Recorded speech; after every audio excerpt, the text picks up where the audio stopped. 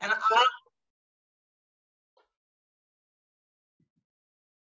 I'll post our service on Facebook with the YouTube link. So good morning to everyone from One Heart, One Mind Center for Spiritual Living.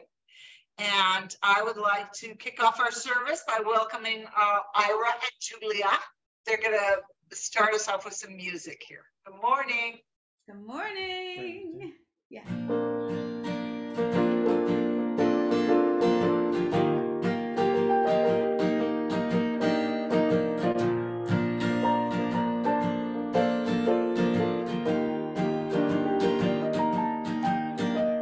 My thoughts and my body are not me. I can play them both like a violin. Their melody reminds me of who I am and where I've been. I once saw a fish in a tall tree. When he saw me, he began to grin. He said, your melody reminds me that there's water in air, and he started to swim. I'm barely contained, you can't buy how I feel.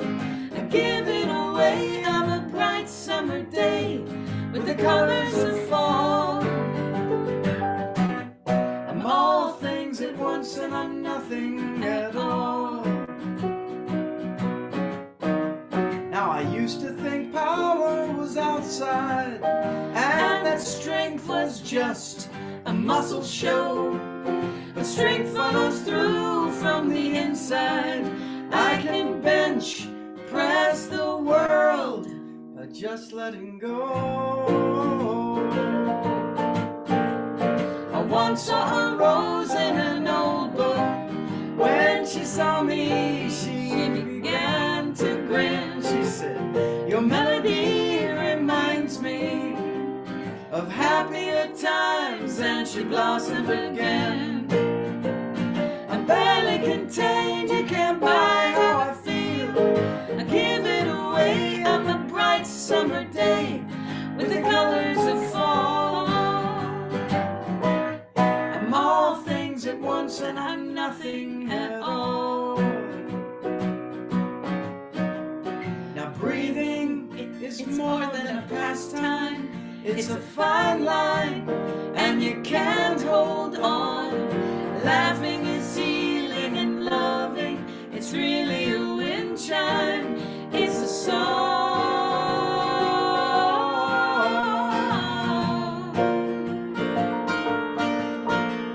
I'm barely contained, you can't buy how I feel. I give it away on a bright summer day with the colors of fall. I'm all things at once and I'm nothing at all. I'm all things at once and I'm nothing. I'm all things at once. My thoughts and my body are not me. I can play them both like a violin. Their melody reminds me of who I am and where I've been.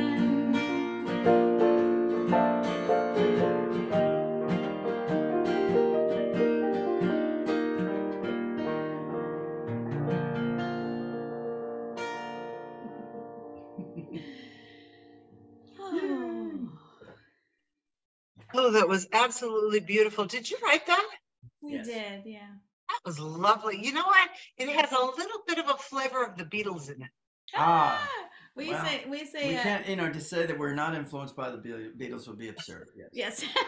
Absolutely lovely. Love the lyrics. Thank you for kicking us off there. Really appreciate it. And it is now my pleasure to introduce our practitioner of the day, practitioner extraordinaire, Rob McGreor. He's going to do our invocation, our opening prayer for us. Morning, Rob. Good morning.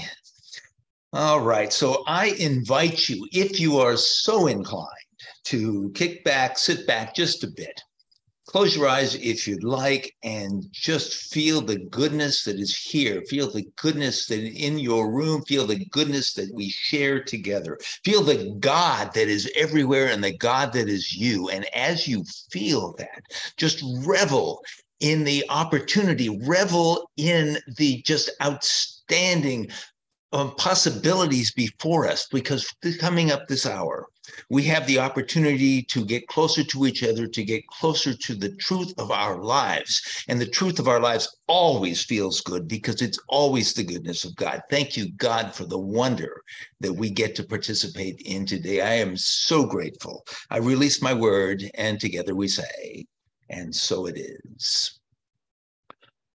All right. So, rumor has it, we are talking about cultivating authenticity.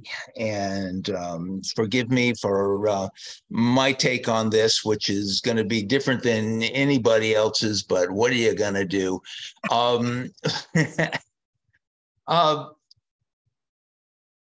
Every time I ever speak, I'm always talking about this thing. This is my bond with Ernest Holmes. And this thing is the obvious genius that is Ernest Holmes, because it represents the entire universe, and it also represents exactly what is you. Now, you're having thoughts. You're up here in the top having thoughts, and you try to keep your thoughts positive. By and large, you're successful. But nobody ever talks about the value of negative thinking, except me. Watch this. Negative thinking is enforced because it is a temptation. Negative thinking is like driving past an accident on the freeway and knowing that you should not look at the twisted wreckage and looking anyway. So you're up here thinking thoughts, and those thoughts, positive and some negative, enter into the domain of the subjective mind. Down here, its job is to convert your thoughts into the experiences of your life, but its prime directive is to create an interesting life for you. It actually creates your very life. And it's got a couple of tricks that enable it to do this job. Trick number one is it takes disparate thoughts, then randomly combines them to form experiences that you never dreamed of. And you look at those experiences and you think, there's no way I thought that. But in reality, you did. And the other thought is that subjective mind does not employ first in, first out inventory, which is to say that regardless the order of the thoughts that entered into subjective mind, what comes out is not in that order at all. In other words, you don't have a clue what's going to come out next. And there are actually two different possibilities that can come out next. You can have good stuff show up in your life, and you can have bad stuff, which is to say positive developments or negative developments. Or another way to put it is you can have victories or setbacks. Now, everybody has both. But your role, you're kind of like someone throwing dice at a craps table. You're sitting there going, come on, good stuff. Oh, it's bad stuff. I hate that. But now you absolutely can affect the good stuff to bad stuff ratio in your life. We all work to do that. But you can't eliminate the bad stuff altogether. I'm convinced that if you ever do eliminate the bad stuff altogether, that this universe here that we're in right now holds no value for you. Okay, but it's truly the bad stuff that gives context to the good stuff. It is the good stuff that relies on the bad stuff for its relative value. Because when you have something good show up in your life, you're just delighted that it was good stuff and not bad stuff. Okay, back to authenticity. Boyfest,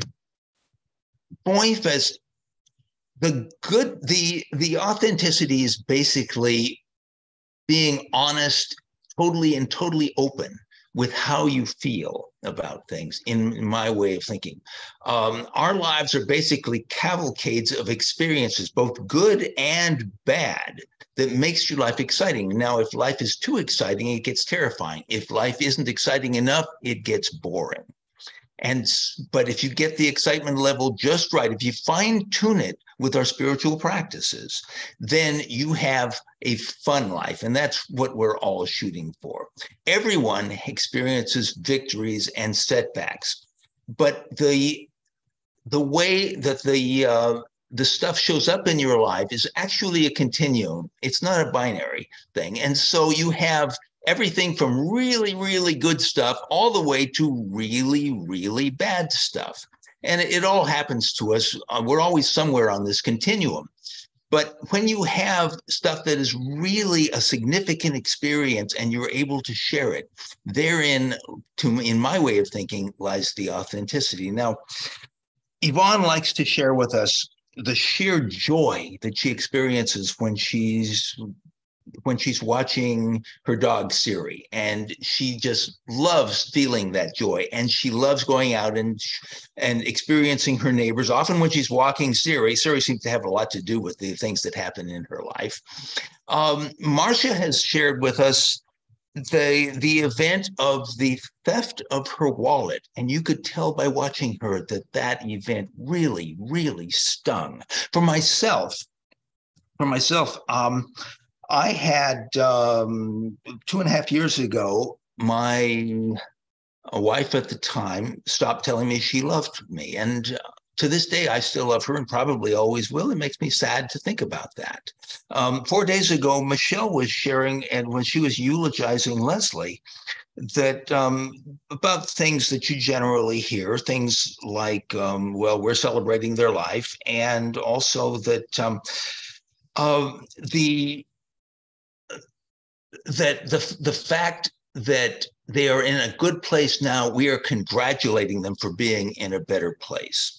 But you could tell from the cracking of Michelle's voice that she really, really missed her friend. And Jim shared with us a prepared sheet of paper that he read from because he needed to read from that in order to hold it together. But you could feel what he was going through in order to do this. Authenticity is truly endearing, and because it helps us realize the connection we have with each other, because we've all experienced the high highs and the low lows. But what happens is we're actually experiencing something more than connectivity, because the reality is we are collectively one thing, always have been, always will be. And so when the service is over and we get the opportunity to speak up about what's going on with us, you can share anything that's on the stuff continuum for you, from the slightly good or bad to the really good and the really bad. But if you are experiencing the extremes and you are able to communicate your feelings about that, we would welcome the opportunity to love you. So now I think it is my turn to, I believe there should be a March affirmation, Michelle, or we have something like that? Well and good. Read it with me if you would. Today, like the changing seasons, I am open to the flow of life. I welcome support wherever it comes from. I am receptive to every source of inspiration. I am a magnet for love and happiness. I am so grateful for life. And so it is. And now I think perhaps it's my job to turn things over to Ira and Julia there we go. Lay it on us. Hey. Yay. Well, thank you. That was great. That was a really great presentation. You did a lot of good work for that. That was very cool, but you really hit home. I love stuff continuum. The stuff continuum. That's what we're going to talk about. Where does this fall in the stuff continuum? Well, this song is definitely about that stuff continuum. It's a way to get back to the high end of that. It's so isolating to ride upon this cycle with the fear of being idle, with my anger on parade, and saying that I have no time. I limit my lucidity, become an addict to validity. I take myself out of my prime. I have time. I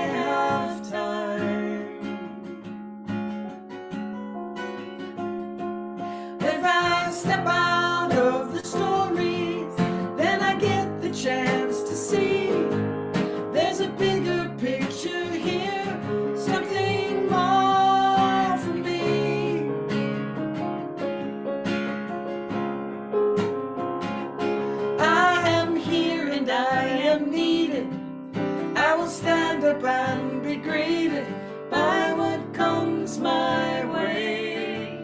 I will fill my day with love, with love, with love, with love, with love, with love.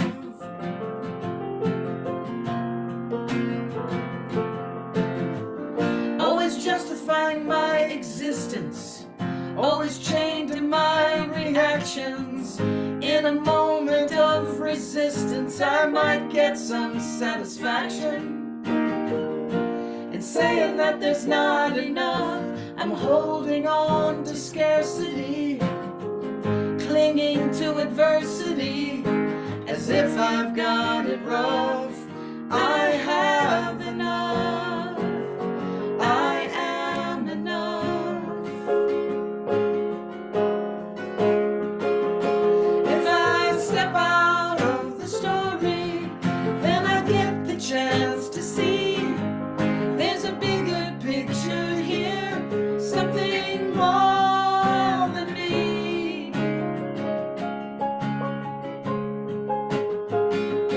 I am here and I am needed. I will stand up and be greeted by what comes my way. I will fill my day with love, with love, with love, with love, with love, with love,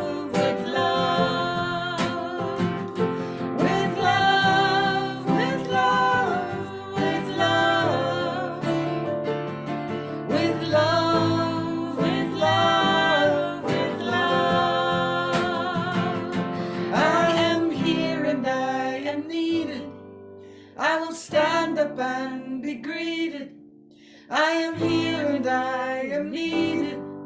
I will stand up and be greeted. I am here and I am needed. I will stand up and be greeted. I am here and I am needed. I will stand up and be greeted. I am here, I am needed. I will stand up and be greeted. I am here, I am needed. I will stand up and be greeted. With love, with love, with love. Stand up and be greeted. With love, with love, with love. I will stand up and be greeted. With love, with love, with love. With love, with love, with love.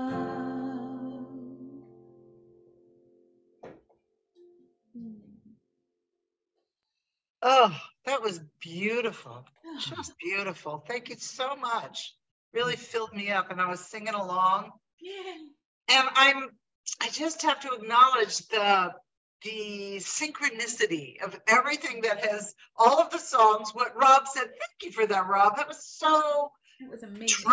And I loved your take on it and your permission to be exactly where we are in our human journey right now, and that's okay. You know, we don't have to set up camp if we don't want to stay there, but we have permission, and I think that's beautiful. Thank you for that. So here we are. And I just want to say good morning and welcome to One Heart, One Mind Center for Spiritual Living's online Sunday service on this very first day in March. And as Rob so eloquently mentioned, our theme for March is cultivating authenticity, which I think kind of sums up the entire human journey, really. But before we jump into it, let's take a look at that word authenticity, authentic. Authentic is one of the words that we throw around in spiritual and metaphysical self-help circles all the time, but I don't always think that we adequately define it, and I think we need to. Authentic is a word we use to describe something that is an original, not a copy, but something genuine, real, and true.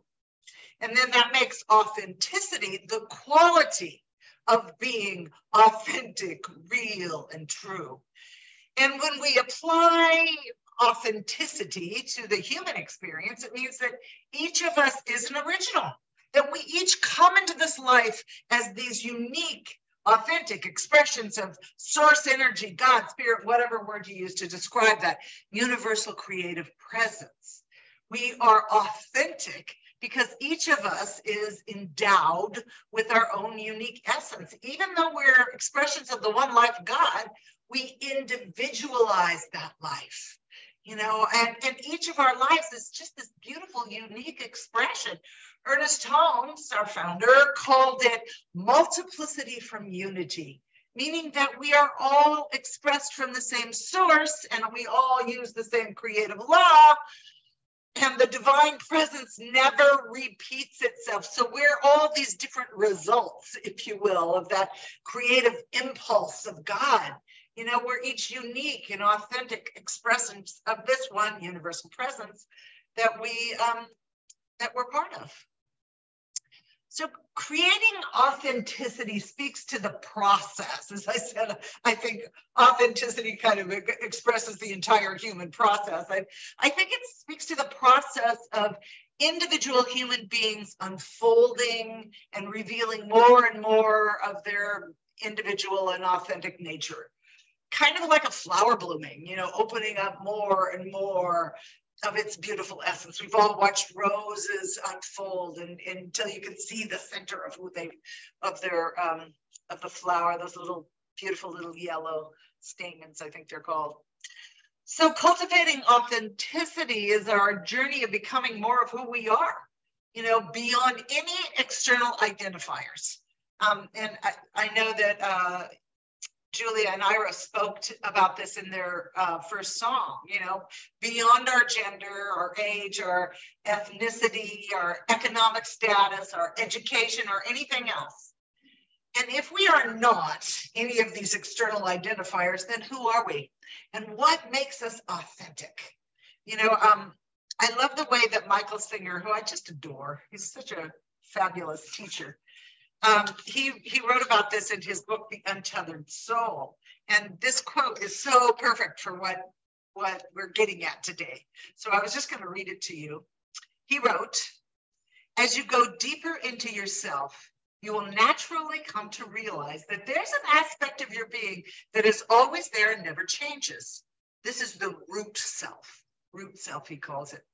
You are not your thoughts. You're aware of your thoughts. You are not your emotions. You feel your emotions. You are not your body. You look at it in the mirror and experience the world through its eyes and ears. You are the conscious being who is aware that you are aware of these inner and outer things." Cultivating authenticity is the awareness of our unity with Source to the root self, as Singer put it. That aspect of our being that's always been, is now, and always will be. And then from that place, discovering how we are individually and uniquely wired to express that presence in our individual lives. In our oneness, we express individually. When we discover that root self, that becomes the foundation for cultivating our individual authenticity, because each of us has something different to bring to the world. Another of Ira and Julia's songs, we have something unique to bring forward as expressions of the one. And just like there's not two snowflakes alike, we all learned that in elementary school, there are not two humans alike, which means that each of us has something special and specific to contribute, which makes life interesting and sometimes a little confounding, because discovering our unique individual way to express the one life sometimes takes a minute. It's a journey of discovery. And what is unique about us doesn't have to be anything grandiose and spectacular, although it might be. The mere fact that we're here is spectacular. And our part is to find that sacred center within us and bring it forward into our daily lives to the best of our ability at this moment. To express the divine now, to choose love over fear now, peace over confusion now, compassion over division, abundance over limitation. You know, just some easy stuff, you know, to do what is ours to do right now in this moment. And when we are grounded in that root self, that becomes easier and easier to just open and blossom. You know, and the crazy thing is that even when we find our individual way of expressing God in this moment, life isn't stagnant. And the way we express God changes as we grow and mature and expand in our humanness. You know, the way I expressed life, God as a child, a teenager, a young adult, a middle-aged person, and now a senior, they've all been different. And this kind of gradual unfolding is so valuable. We did this in the meditation today. The richness of life is in the journey. You know, and when we pause and reflect on our lives, no matter where we are right now, we can see all these wonderful twists and turns that we've made, you know, and then it becomes so obvious that the journey itself is what brings the purpose and the meaning to life. There's no finish line. Even Leslie has not found a finish line, even though she's moved on. We go on. And the wisdom and the joy of life is gained from the journey itself. You know, all the things we encounter and move through, they stretch us and teach us and expand us. What we thought was going to be a straight line hardly ever is. You know, but the beauty of it is that we're never done. We're never done. What makes self-reflection and self-awareness such valuable tools is that ongoing journey of cultivating authenticity, of going deeper and finding more and expanding into whatever it is Spirit is pulling us towards. You know, our authentic self through all the twists and turns of our life. You know, and these twists and turns are what can either hold us back because we're afraid oh no, or they can launch us forward. It really is where the rubber hits the road. You know, do we trust life and the ever unfolding expression of good, or are we allowing ourselves to be tossed around by the waves, the tides of life, feeling powerless? Cultivating authenticity is a lifelong, rich, rewarding journey of discovering ourselves and who we are in God. You know, maybe you guys know who Parker Palma is. He's an author and one of my favorites. I've got a quote from him. Let me see if I can find it. My papers are all over. Here it is. He wrote this. He said, I love this. I do not know who coined the phrase, every day in every way I'm getting better and better, but he or she must have had a great fantasy life. In my decades of living, my own life unfoldment has not been an ever onward and upward pattern. It's always been up and down, back and forth. I follow a divine rhythm for a while and then I fall out of sync with it. I can totally relate. I've had plenty of times in my life when I have felt completely out of sync with the flow of life, losing myself in the human condition. And then through spiritual practice or divine grace, I find my way back to that authentic self and I move back into that flow of life.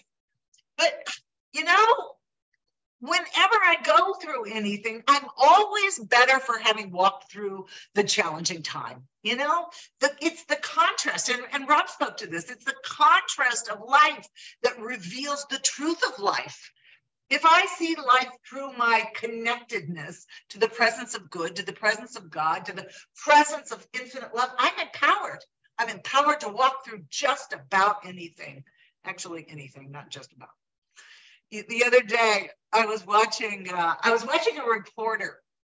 There's this school in college in Florida that's being kind of tamped down to what the governor wants to teach. And the reporter was interviewing these wonderful young college students. And as I was watching them and listening to them, I was thinking, yes, I remember thinking and feeling exactly that way. You know, and I could feel their commitment to being themselves, to the uncovering of their souls and the joy of being free to express who they are. It was inspiring. And I could hear in them the realization that who they were taught to be may not necessarily be who they really are. And I could hear their commitment to exploring who that might be calming. It was beautiful. And I admired their sense of certainty, you know, and their commitment to growth and expansion. And I realized that that kind of dedication of cultivating our authenticity, it isn't bound by age or anything else for that matter, because our spirit is timeless. And I think sometimes it's easy to forget, I know as I walk through the years of my life, that life and possibility are infinite. And there are certainly times when I'm tempted to feel that some options have passed me by because I'm of a certain age. And then I remember there are an infinite number of ways to express God, and I have barely scratched the surface. I mean, really, I have barely scratched the surface.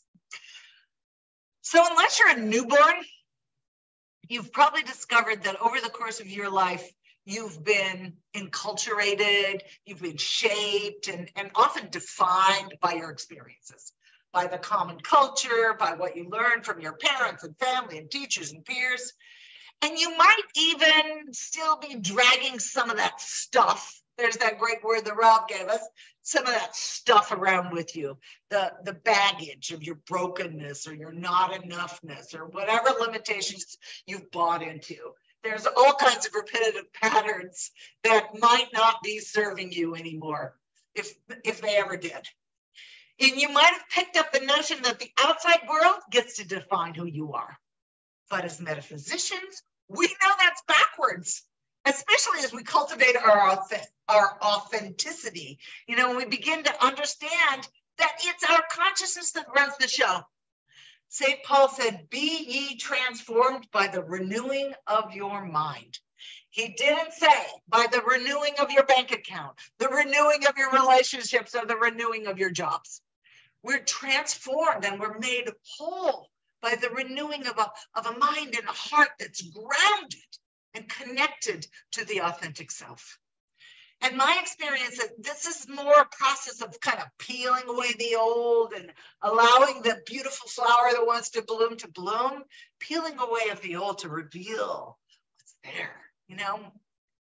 In many spiritual traditions, there's a spiritual practice that's a wonderful metaphor for this idea of letting go of what we don't need to drag along with us anymore, and the discovery of the cultivation of our authenticity, you know, and it's the practice that focuses on the journey itself. It's the practice of a spiritual pilgrimage.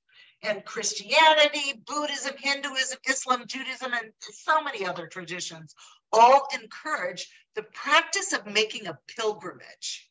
You know, and one pilgrimage that many practitioners walk is, or they make this pilgrimage, is the pilgrimage of the Camino de Santiago, also known as the Pilgrim's Way or the Way of St. James.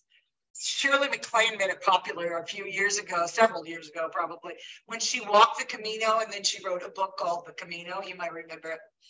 The Camino is this ancient trail dating back to the Middle Ages, and it runs through a number of European countries, and it winds its way to the cathedral in Santiago, Spain. It started out as an ancient trade route, and it's turned into a pilgrimage for spiritual seekers, you know, and today thousands of pilgrims walk the trail every year.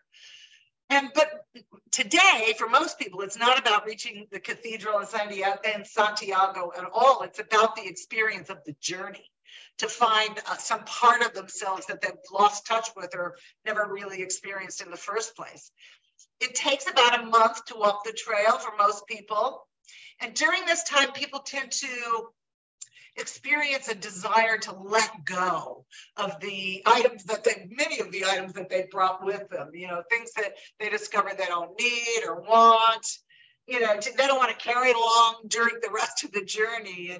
And these things can be both material things and also emotional things. Many people discover how necessary it is to let go of physical baggage, so much so that that they have these big, large bins or receptacles lining the trail where people can leave things that they don't want to carry around anymore.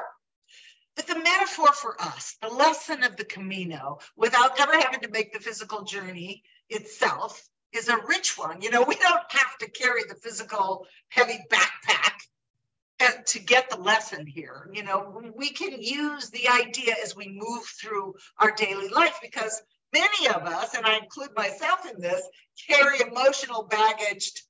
We carry that baggage full of stuff that stands in the way of truly cultivating our authenticity. And to walk the trail of our human lives unburdened, we may have to let go of some of that stuff to put it in the receptacles that are along the way. And there are many. You know, life, it seems, is always giving us opportunities to grow our roots more deeply into that authentic self. And as Rob pointed out, it's not always sunshine, roses, and rainbows, Care Bears and unicorns, as my son says.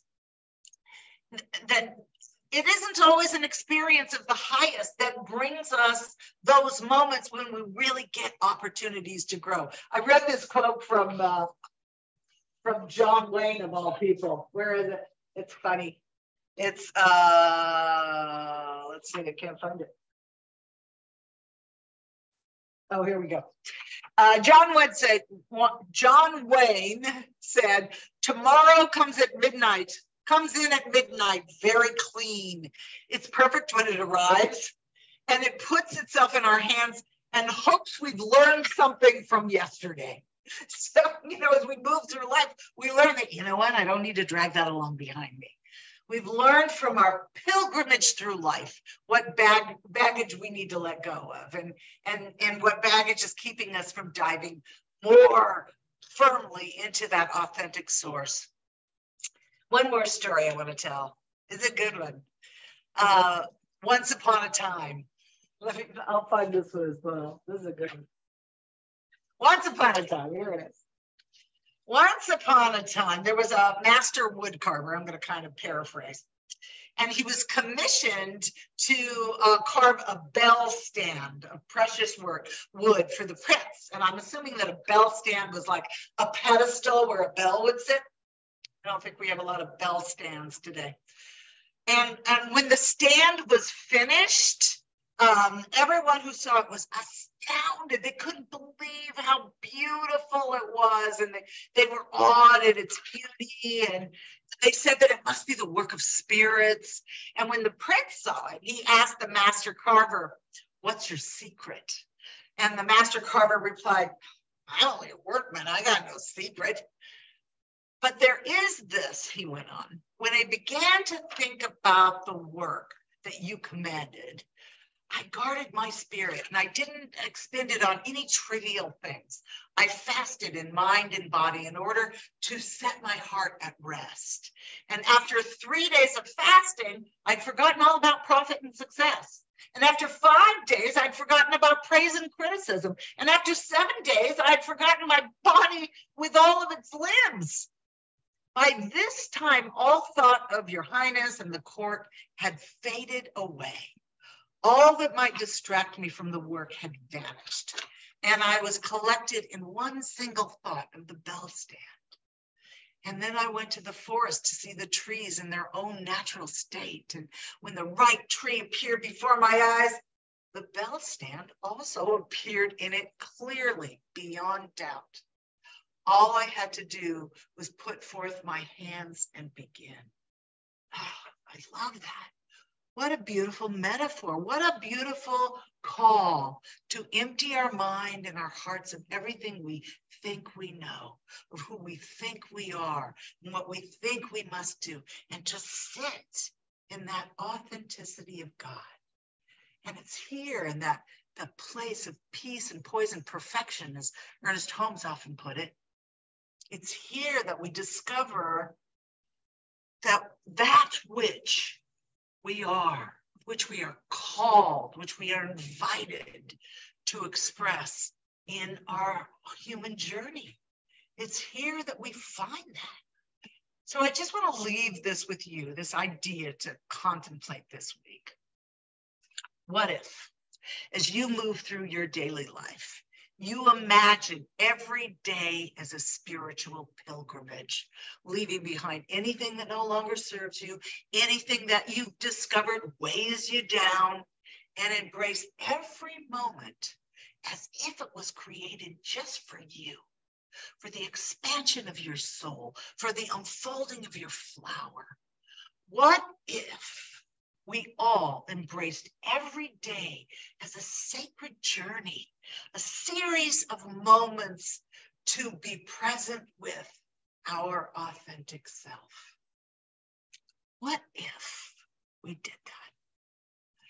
You know, I believe we're all here on planet Earth right now because we're supposed to be here.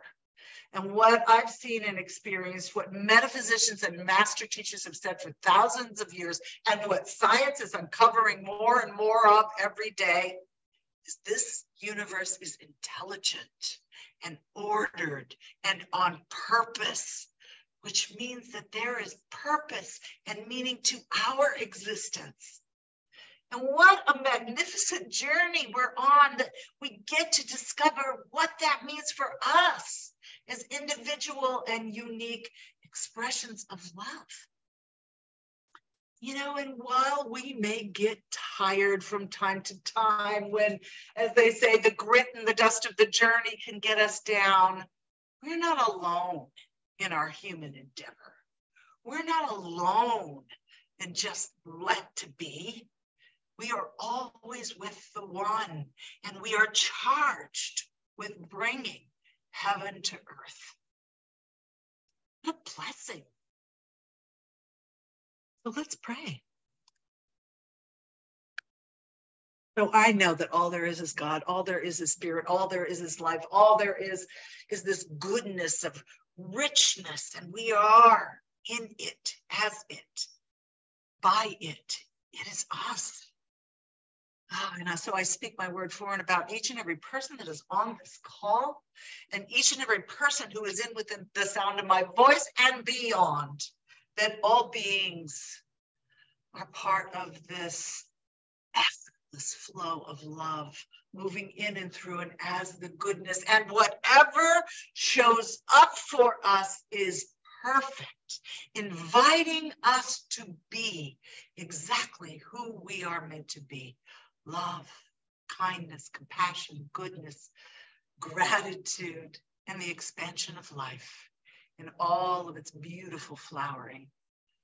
So I just sit in the gratitude of it. I just sit in the truth of it. I just sit in the wonder and the awe of it. And that gratitude opens us up, cracks us open even more to let in the light. So in this divine place of love and gratitude and wisdom, I simply release everything. I just release it all. I release everything I think I know into the wonder and the awe of the good of God. And I just let God do God's work. And together we signify our agreement by saying, and so it is. And so it is. Okay. Well, I certainly felt that. I felt like I was channeling that. So I would like to invite, I'm not really sure who it is that's doing the benediction. I am. You are good. Like, I don't remember. Thank you, Elaine. I invite Elaine to lead us on this sacred giving journey. Absolutely. Okay, so let's just close your eyes if you'd like and just feel the authenticity, the vibration, the energy, the love, the compassion, the joy of being ourselves in the expression and full expression. And what a lovely, lovely, wonderful service, the wonderful music, wonderful message from Reverend Michelle, wonderful practitioner of the day, Rob. And I'm just so grateful for each and every one of you that are here today, and all of us that are part of One Heart, One Mind community that really represents that feeling of love, gratitude, compassion, connection, empathy, and caring for each and every one of us, for ourselves, and for our planet, the animals, the earth, and all the people on this planet, and all those that came before us, and all that are here now, and all those who will be in the future. We're all just interconnected. So I'm so grateful And I feel very full of love and energy and compassion. And I release this prayer into divine law, knowing that there's a shift in consciousness with each and every one of us to know that every moment is sacred and to really pay attention to that and really feel that in our day-to-day lives. And I release this prayer into divine law, knowing that it's already so. So we simply say together with love, and so it is. Well, that was a lovely benediction. I think I messed up, right? I was supposed to do that. You know what? It's all done perfect. But if you want to talk about this, you can. Okay, I will. I just was so moved by you, Michelle. I just had to go into it. All right, so, well, this is all part of it, to give and receive. And so this is really my favorite part, is to give to wherever we feel spiritually connected and nourished. And then, so one way is to give to our wonderful One Heart, One Mind Center by Venmoing One Heart, One Mind Center, or sending a check to the address that's in the chat room. If you'd like to do it that way, that'd be perfectly fine as well. And here's our sacred giving affirmation. Everything flows from the nature of God's good. We receive from this flow. We give from this flow. We give in gratitude and in love. We have faith in the infinite giving nature of spirit. So it is. I think I'm done now for today. I think you are. But we will invite Yvonne to give us some announcements. Maybe I can do something interesting too. It's different. Monday night, we have our prayer group from 6 to 6:20. And we would love it if you please join us on Zoom as we silently pray for ourselves, for everyone else, and for One Heart, One Mind. This is a great way to practice prayer. And it's only 20 minutes, so it's really cool. Tuesday evening, I'm just turned on by this whole thing on Tuesday evening. Hooray for you, Michelle. From 6 to 7, we have our spiritual learning group. And on this Tuesday, we'll be continuing our review of, I thought I had it right here, of Pam Grout's book, E Squared. And we'll be sharing our results of experiment number 1 of the energy experiments that prove your thoughts create your reality. And Reverend Michelle has put the reading online for the week. But I have more fun with this for this week. We have these little lab reports. This one doesn't look real nice. This is my hand because I took a picture of it and then spread it out so I could see. But this was really fun. And I learned a lot about myself. I can't wait to share what we're going to do. We do the experiment, and then we are going to talk about what became of the experiment for each one of us. And mine was awesome. I mean, the whole thing was just so weird and awesome. I just went, oh my gosh, we don't really have, we do really create our thoughts really do create this stuff. So anyway. And if you haven't done the experiment yet, that's fine. Just come. Oh yeah, because there'll be plenty of talking going on from and people that have done it. Because you get, if you're like me, you just get kind of wound up in it. It's pretty cool. It's pretty amazing. Yeah, it's truly amazing. And she has 9 experiments. So I think we're going to go through the 9 experiments. We are, yeah. So this one is The Dude Abides. And the next week is the Volkswagen Jetta principle. You have to read some of her stuff because she's hilarious. Yeah. And I learned a lot about myself just by reading how she had written stuff. There are a couple of things that I would have changed for me, not for anybody else, but it's just so fun. It's going to be great. So that's 6 to 7 on Tuesday. And then I wanted to remind you all, don't forget about paying attention to unexpected income. It's just a wonderful way to remember where your abundance comes from. And I didn't have any luck this week. I guess I was too busy being my lab report or something. Well, you know. Yeah, whatever. It's infinite. And then don't forget the daily Science of Mind readings that are done by our practitioners and Michelle, Reverend Michelle, on CSL YouTube channel every day. And then also, I just wanted to say, in general, don't forget about supporting our group so that we can stay together and do all these fun things that we do. And that's it. Over and out. All right. Thank you. Good job. All right. All right. Thank you so much. And so we've already actually had our benediction. Thank you very much, Relay. It was beautiful. And so we're going to just jump right into our final music piece here with Julie and Ira.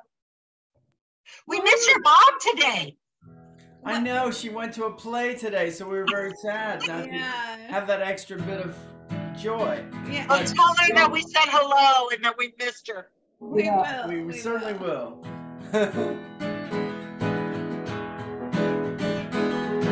When you wish upon a star, dreams will take you very far. When you wish upon a dream, life ain't always what it seems, oh yeah. 'Cause you're a shining star, no matter who you are. Shine your light to see what you could truly be. You're a shining star, no matter who you are. Shine your light to see what you could truly be.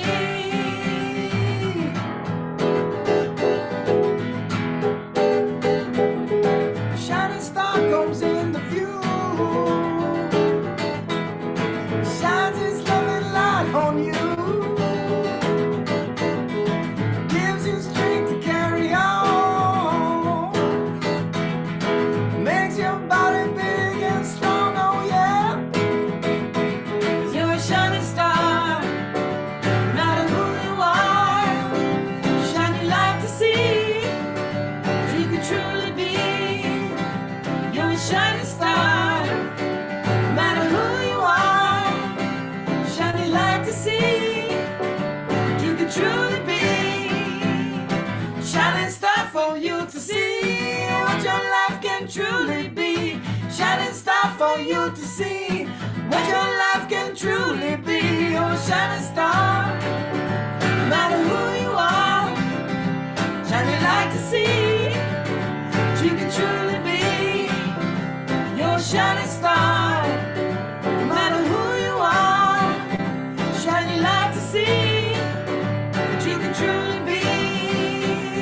Shining star for you to see what your life can truly be. Shining star for you to see what your life can truly be.